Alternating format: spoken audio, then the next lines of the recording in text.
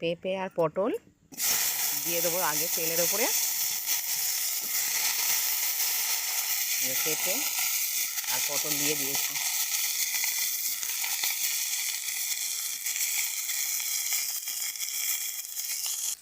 পেঁপে আর পটলটা হালকা করে ভেজে নিয়েছি।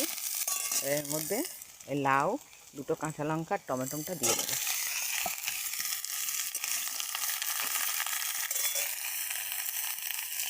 পরিমাণ মতো নুন আর হলুদ, একটু নেড়ে আর জল ঢেলে দেবে।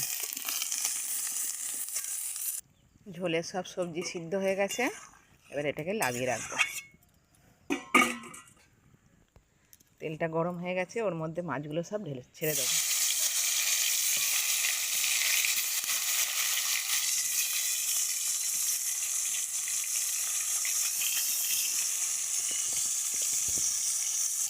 মাছ ভাজা হয়ে গেছে, ওর মধ্যে একটুখানি কালো জিরে ফোড়ন দেবো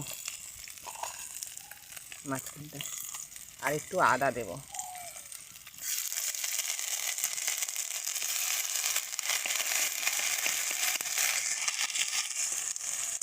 দিয়ে ঝোলটা ঢেলে দেবো। ঝোলটা একটু ফুটে গেলে লাগিয়ে নেব। লাউ দিয়ে মাছের ঝোল আমাদের রেডি। কেমন হয়েছে বন্ধুরা কমেন্ট করে জানাবেন। ঝোল হয়ে গেছে, এবার লাগিয়ে নেব। মাছের ঝোল রেডি আমাদের।